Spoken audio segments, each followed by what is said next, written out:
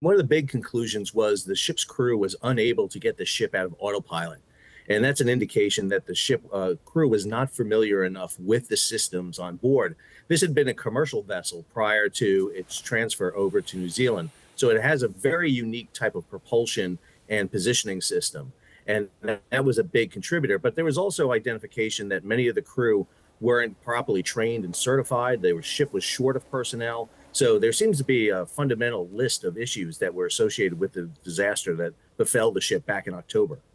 Now, despite the skills of the crew that you mentioned there, what did the report reflect on the manner in which they reacted to what was happening? Well, they handled the situation very well when the disaster befell them. Unfortunately, what happened was they believed they had been out of autopilot, heading and making a turn, but unfortunately they were still in autopilot. And that contributed to the disaster. When they thought they could not make the turn, they increased speed, hoping to make the turn, and that just propelled them faster to the reef. But the abandoned ship drill, the abandoned ship evolution, was very well executed. We did not see any loss of life. Everyone was able to get off the vessel. And has the role of the locals who were there off the coast where a lot of the crew were rescued, was their role in this whole thing acknowledged in the report at all? It was mentioned in the report. I mean, there was a massive assistance by both the personnel of Samoa, additional vessels that were in the area. The report did not go into a lot of detail beyond really the TikTok, the kind of minute-by-minute report in there. Unfortunately, I thought the report was lacking a lot of key information, for example, about the autopilot and a few other evolutions. But there definitely was quite a bit of assistance provided by the personnel from Samoa. Yeah, what else did you think you yourself would want to know from what happened in this whole incident? Well, I mean, the autopilot played such a vital role in this accident, yet there was very little discussion about the system itself. Was this the original system that was on the ship when it was transferred over from the Norwegians? What type of training was done on it? They talk about the fact that they switched between autopilot and manual control, yet there was no real indication about how that was done, what the system looked like. Were there any indicators to show them to be in autopilot? It just really was an accident that seemed to have more answers than questions in some ways in this report.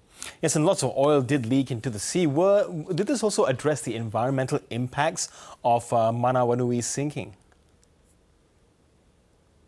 It did not fully address it. We know a salvage operation has been in effect. They've been able to reclaim most of the ship's fuel from the vessel, but there's still a question about whether or not the ship itself will be salvaged. So we're still waiting to hear some final issues about the environmental impact this will have. This was mainly the New Zealand Defence Force investigation into the events leading up to the accident.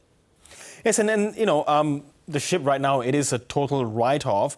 Where are efforts at? I mean, you're saying that a lot of parts of the ship was taken up and salvaged, but is it completely salvageable?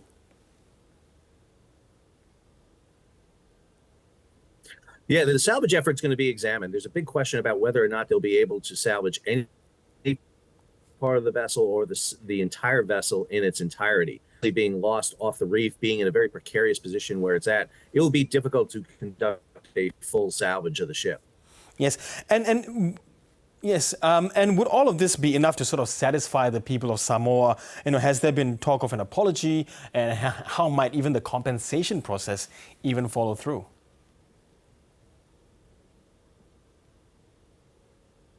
Yeah, that's going to be a matter between the New Zealand government and Samoa. Obviously, the issue of the loss of the vessel, it raises a lot of questions. There's some questions about whether or not the crew should have been better prepared to be in that position it was. Was there proper, actions taken up on the bridge of the vessel to ensure when they're operating in close to the reef? I think there's going to be a big discussion between Samoa and New Zealand about what the final dispensation is between these two.